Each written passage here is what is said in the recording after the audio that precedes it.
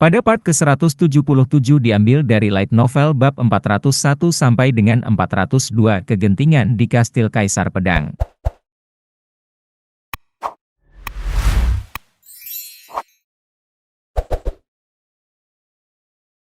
Lapangan latihan pusat Kastil Kaisar Pedang dikenal sebagai yang terbesar di dunia.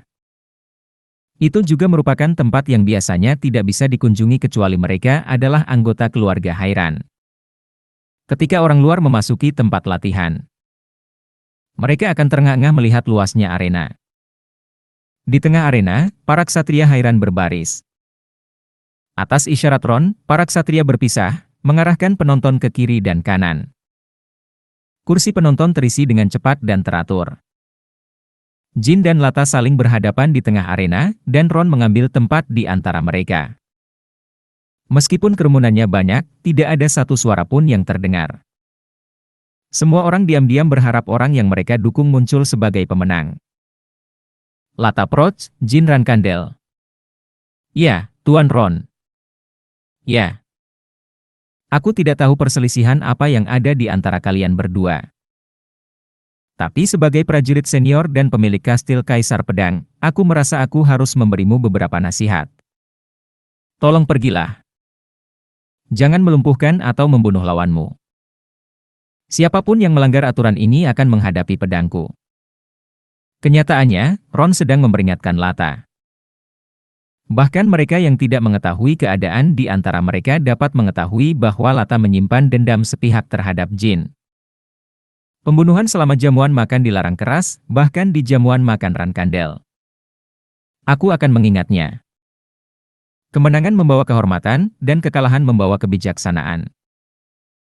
Saya harap pertarungan antara kalian berdua ini indah. Layak untuk cucu saya dan semua yang berkumpul di sini.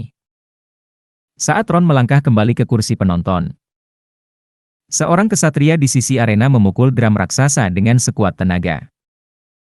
Wang! Itu adalah sinyal yang menandai dimulainya duel. Dan bahkan sebelum suara genderangnya memudar, Lata mengulurkan senjatanya. Seperti V, dia juga menggunakan dua pedang. Dentang! Bentrokan kedua pedang dan Sigmund bergema dengan suara memekakkan telinga yang bergema di kepala mereka. Aku sudah menduganya, tapi itu cukup berotot. Saat keduanya menginjak tanah padat, retakan menyebar di bawah kaki mereka. Mereka yang berada di antara penonton yang tidak mengantisipasi pertukaran sekuat itu sejak awal cukup takjub. Saya pikir kamu akan menunjukkan sikap moderat.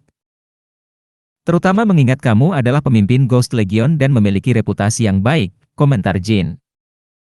Yah, aku bukan tipe pria yang suka menunjukkan rasa hormat seperti itu padamu. Benar, jawab Jin dengan seringai di wajahnya. Jika kita melihatnya murni dari sudut pandang keterampilan bela diri. Tanpa memandang usia atau ketenaran, sepertinya ini pasangan yang cocok. Mendengar ini, Lata tidak bisa menahan perasaan marahnya. Dia merasakannya saat pedang mereka beradu. Rumor tentang bagaimana kamu menjadi liar di taman pedang, sepertinya tidak salah. Bila pedang kembar, Phantom, bergetar sebagai respons terhadap energi dahsyat yang memancar dari Jin. Rasa menggigil yang merambat di punggung Lata akibat getaran pedang itu meresahkan. Dia kuat. Pada awalnya, Lata mengira Jin hanya beruntung atau bawahan langsungnya dari Legiun Phantom telah melakukan kesalahan. Sehingga Jin dapat bertahan hidup. Meskipun adik perempuannya diam-diam berpartisipasi dalam misi tersebut. Lata mengira selama Grimol ada di sisinya, mereka tidak akan gagal. Tapi bukan itu masalahnya. Pertama-tama, seharusnya aku atau bawahan langsungku yang bertanggung jawab atas misi ini. Atau mungkin kita harus mengumpulkan tim tentara bayaran seperti Grimol. Lata telah meremehkan bobot gelar, pembawa bendera ke-12. Meski tidak terkenal, Lata pernah mengalahkan pembawa bendera Rankandel lainnya di masa lalu. Dentang! Bentrokan ketiga pedang terus menimbulkan suara ledakan. Meskipun kekuatan Jin tidak dapat disangkal, bukan berarti kemarahan Lata telah mereda. Dia masih yakin mustahil kalah dari Jin. Sepanjang hidupnya, Lata telah menghadapi banyak lawan tangguh dan tidak pernah gagal mengatasinya. Musuh yang tampaknya mustahil untuk dikalahkan akhirnya berlutut di hadapannya. Masa depan pembawa bendera ke-12 Rankandel di depannya juga tidak akan berbeda. Di sisi lain, Jin merasa kurang antusias menghadapi Lata. Bahkan mengingat aturan ketat Ron yang melarang membunuh lawan. Pedang Lata tampaknya tidak terlalu mengancam. Meskipun pedang kembar Lata terus-menerus mendekat dengan berbahaya. Apakah akhir-akhir ini aku hanya bertarung melawan lawan yang tangguh? Jin bertanya-tanya. Sekitar sebulan yang lalu, dia bertarung sekuat tenaga melawan seluruh klan Rankandel. Dalam pertempuran itu, Jin nyaris lolos dari kematian beberapa kali. Yang berarti dia telah menembus batas kemampuannya sendiri. Dengan kata lain, pedang Jin menjadi lebih halus dari sebelumnya. Dia sekarang memiliki pengetahuan yang tidak akan dia peroleh pada usianya. Dan bahkan mereka yang telah mencapai puncak seni bela diri akan kesulitan untuk memahami kedalamannya. Seolah-olah dia bisa memprediksi lintasan pergerakan pedang Lata terlebih dahulu. Sepertinya pembawa bendera ke-12 Rankandel tertinggal, komentar seseorang di antara penonton. Masih terlalu dini untuk mengatakan dia akan melampaui pemimpin Legiun Phantom, jawab yang lain. Mereka yang memiliki sedikit pengetahuan tentang seni bela diri menebak hasilnya seperti ini. Namun, para prajurit yang secara akurat mengetahui jalannya pertempuran hampir tidak menyembunyikan keheranan mereka. Sementara mereka bertukar pendapat berbeda, Ron tetap percaya diri. Apakah ini benar-benar level pembawa bendera ke-12? Kalau terus begini, pemimpin Legiun Phantom pasti akan dikalahkan. Di matanya, Jin dan Lata sudah hidup di dunia yang berbeda. Iblis ini telah mencapai tingkat transendensi. Pemimpin Legiun Phantom memiliki potensi yang cukup besar. Tetapi dia masih tetap berada di dunia penjahat. Bagi penonton, sepertinya Jin sedang mundur, namun kenyataannya. Itu karena dia bisa dengan nyaman menahan serangan yang datang. Ron menoleh untuk melihat cucunya. Yang mengejutkannya, Dante tampak berada dalam keadaan hampir ekstasi. Seolah-olah seorang pengikut setia sedang menyaksikan tuan mereka. Apakah hanya keseruan rivalitas atau persaingan saja yang membuatmu bergairah dengan prestasi temanmu, Dante? Perasaan yang aneh. Ron selalu percaya bahwa dialah satu-satunya orang yang dilihat Dante dengan mata seperti itu. Memang semasa kecilnya, Dante selalu memandang Ron seperti itu. Dia menganggap Ron sebagai tujuan akhir yang harus dia capai.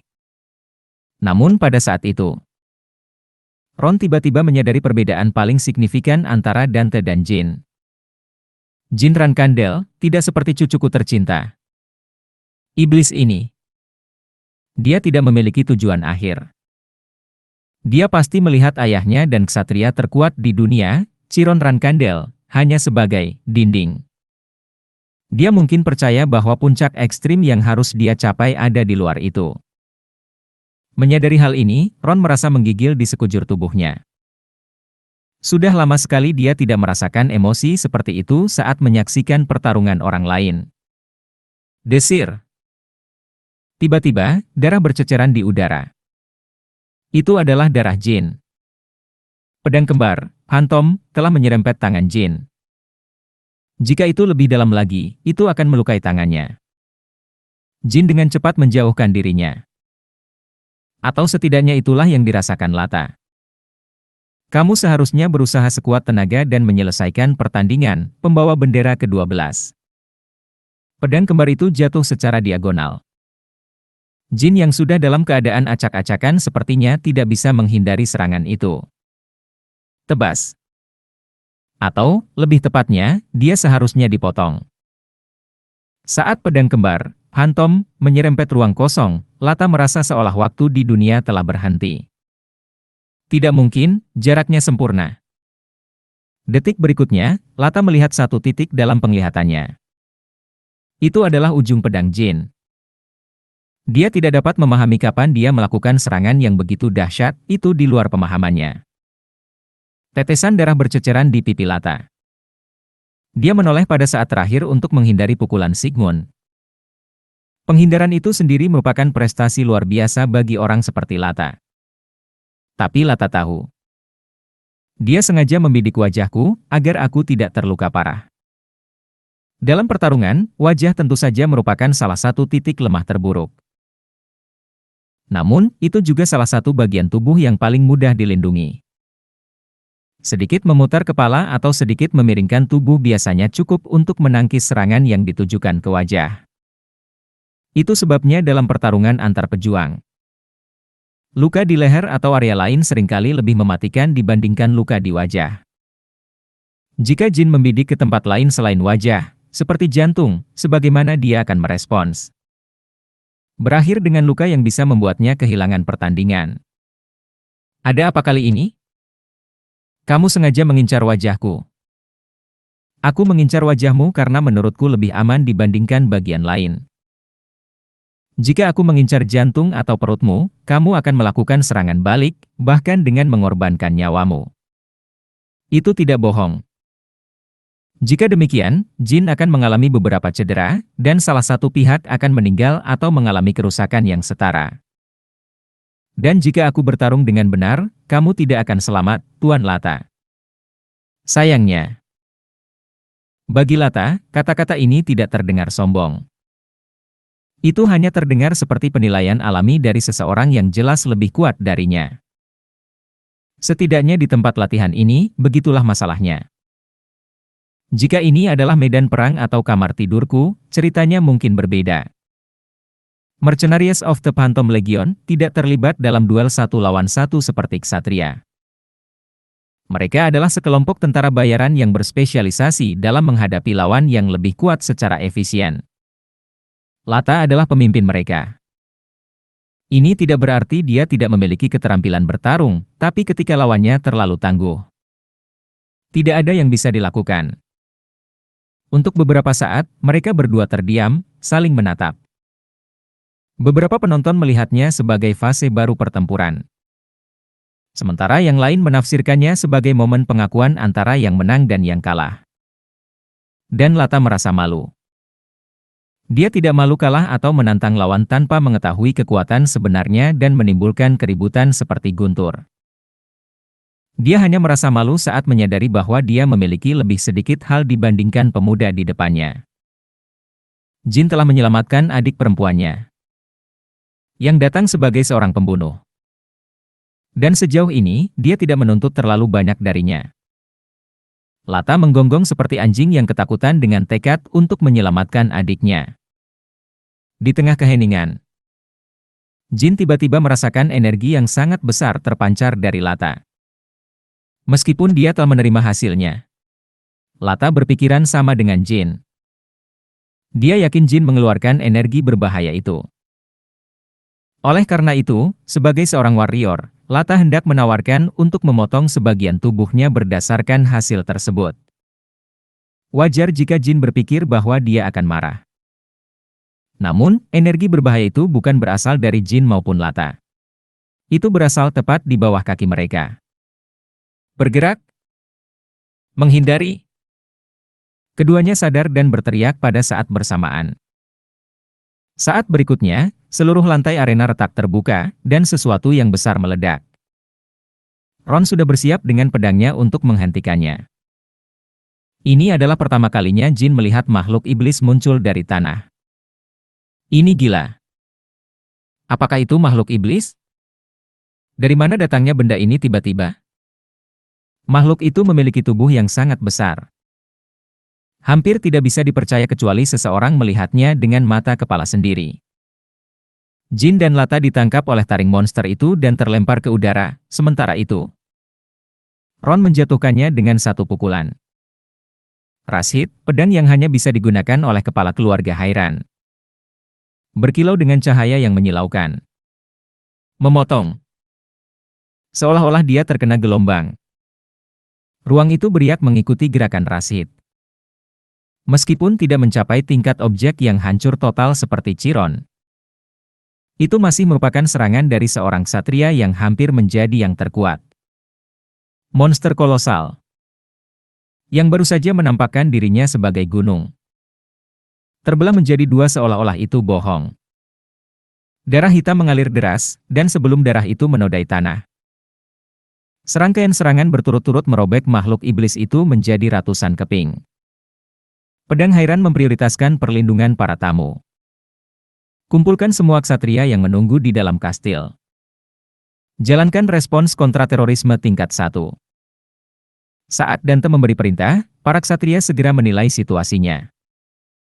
Jeritan panik terdengar dari berbagai tempat di antara para tamu biasa.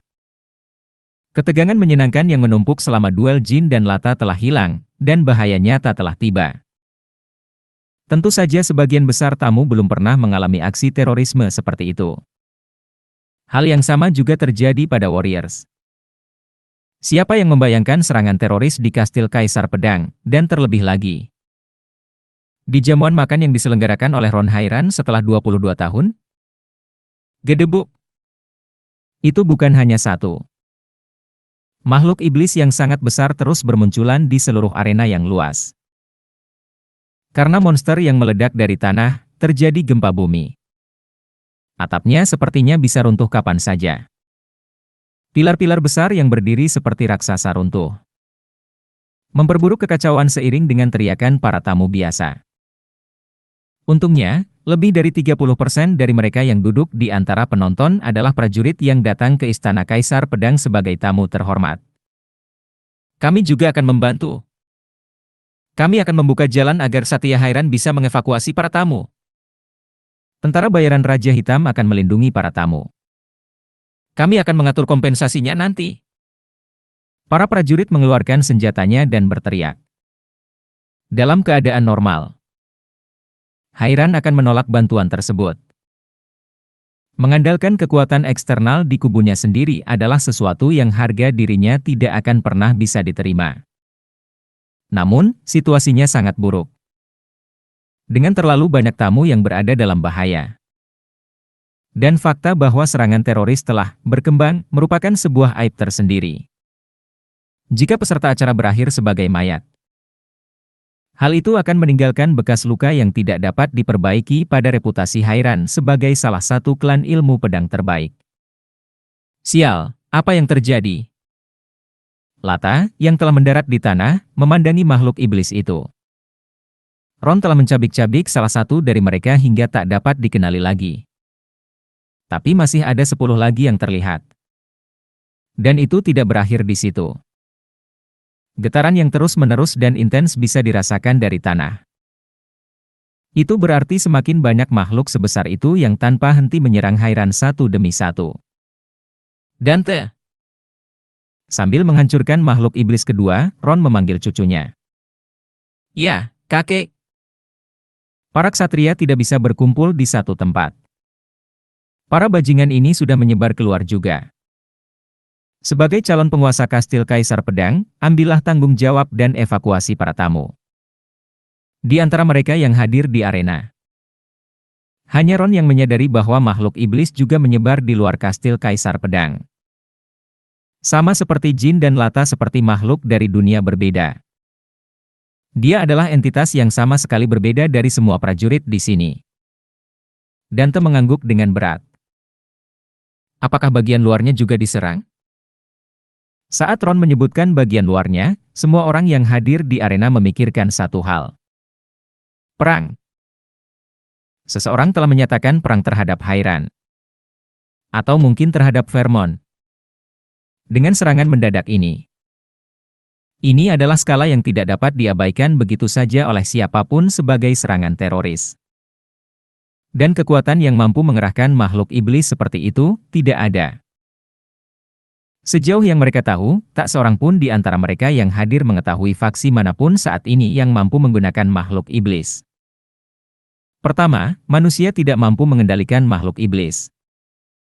Jika ada kemungkinan, itu mungkin Zipley. Namun, mereka tidak pernah menggunakan makhluk iblis dalam perang.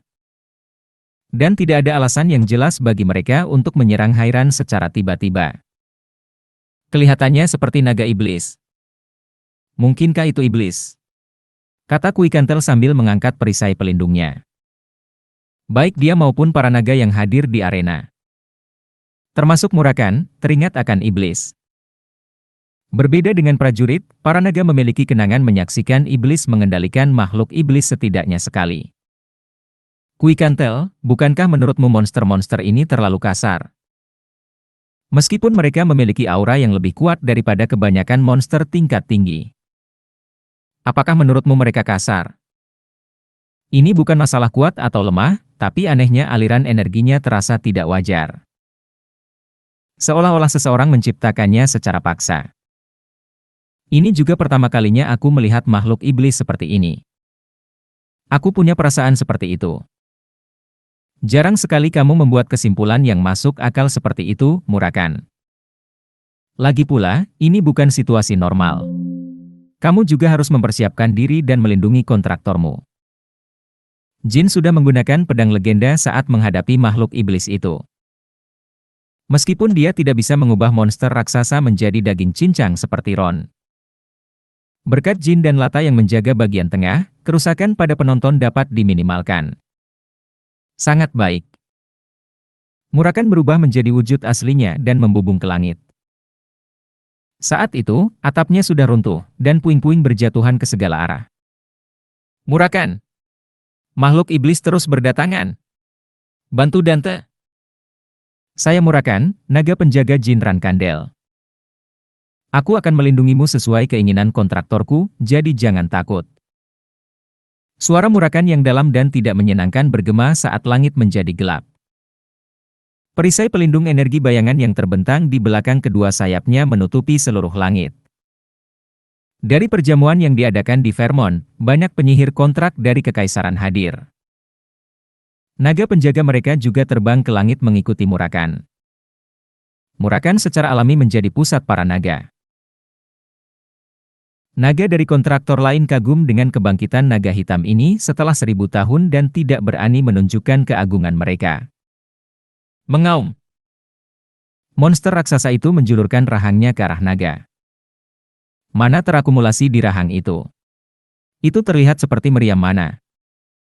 Tapi bola yang dikumpulkan di rahang monster memiliki efek yang sama.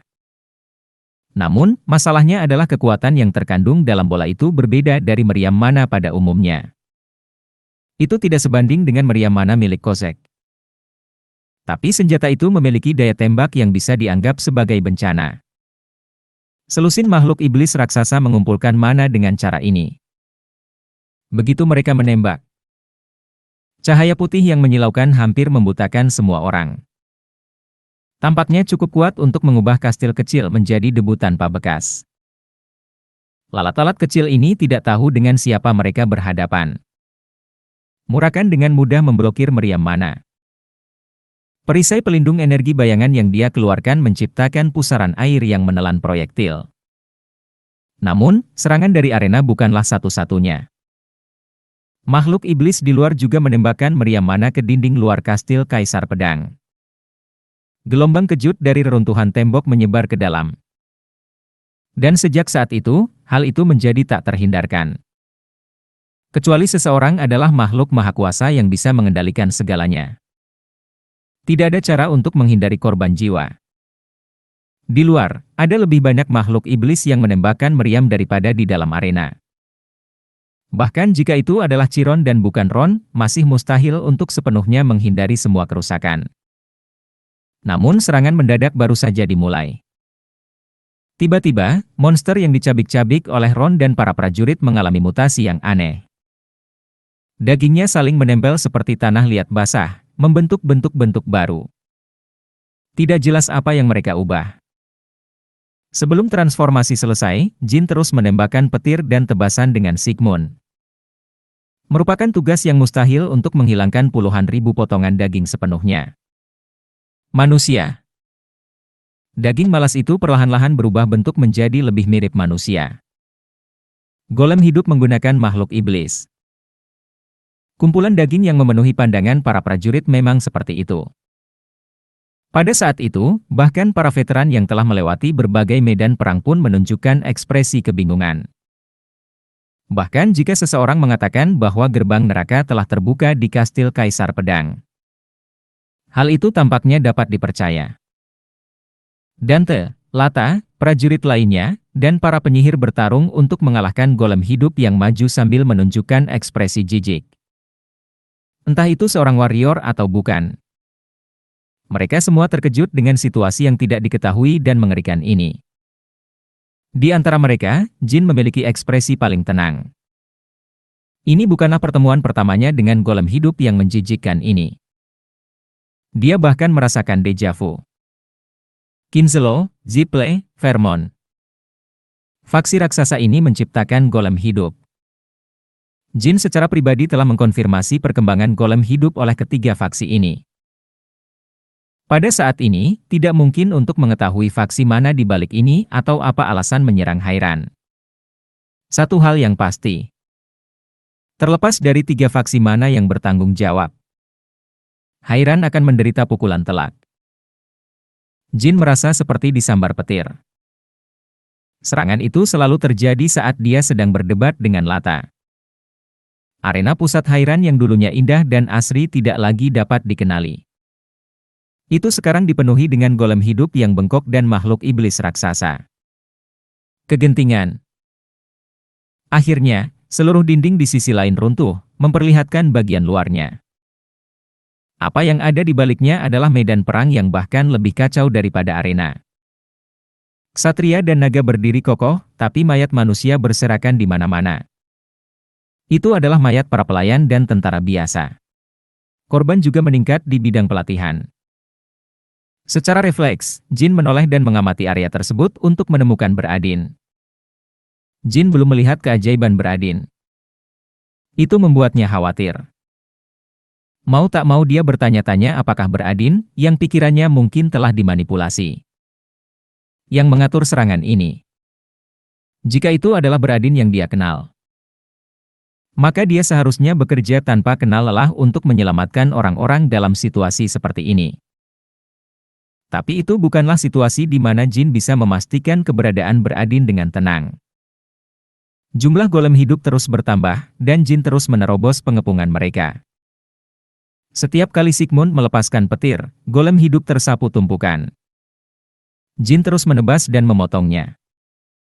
Namun ada saat ketika dia tiba-tiba berhenti.